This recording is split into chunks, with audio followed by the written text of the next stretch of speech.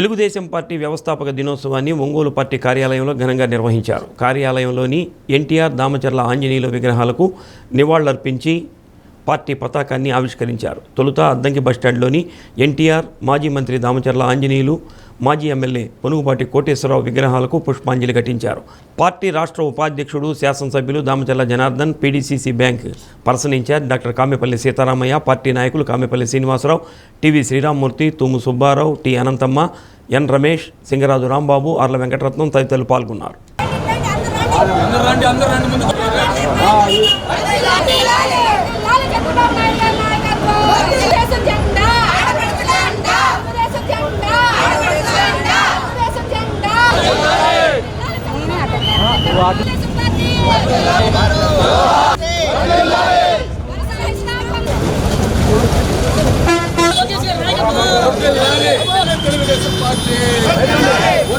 Telugu Desam party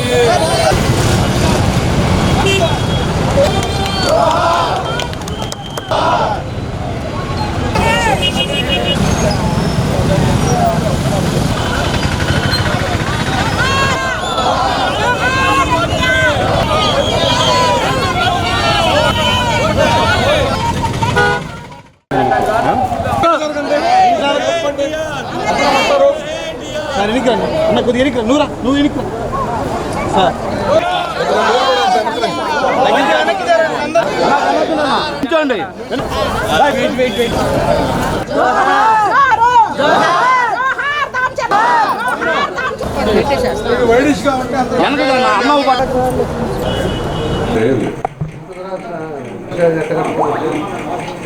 నలభై 44వ ఆవిర్భావ దినోత్సవం సందర్భంగా ఈరోజు తెలుగుదేశం పార్టీ కుటుంబ సభ్యులందరికీ కూడా మనస్ఫూర్తిగా నా శుభాకాంక్షలు తెలియజేస్తున్నాం.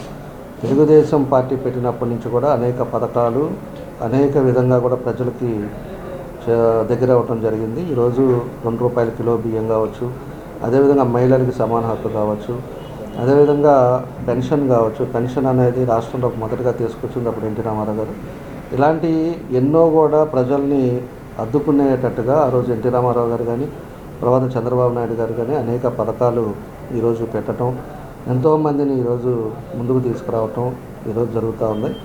కాబట్టే ఈరోజు ఎన్నో పార్టీలు పెట్టిపోయినా కూడా ఈరోజు తెలుగుదేశం పార్టీకి ఇంతమంది కుటుంబ సభ్యులు ఉన్నారు అంటే చేసే విధానాలు, చేసేదాన్ని బట్టి, అదేవిధంగా అభివృద్ధి ఒక పక్క, అదేవిధంగా సంక్షేమాలు ఒక పక్క, ఇన్ని మార్గాల్లో నడుస్తుంది. కాబట్టి ఈరోజు తెలుగుదేశం పార్టీకి ఇంతమంది కుటుంబ సభ్యులు ఉన్నారు.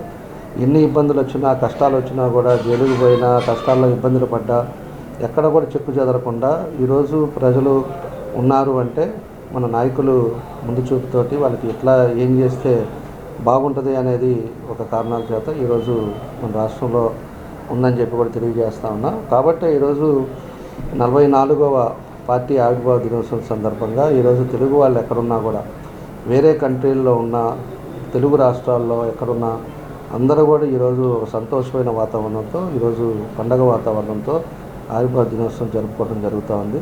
కాబట్టి మన నియోజకవర్గంలో కూడా అన్ని ప్రాంతాల్లో కూడా ఈరోజు ప్రతి డివిజన్లో అందరూ కూడా సంబరాలు చేసుకొని ఈరోజు అందరం కూడా ఒక దగ్గర కలిసి భోజనం చేసే విధంగా ఈరోజు కార్యక్రమాలు కూడా ఏర్పాటు చేసాం.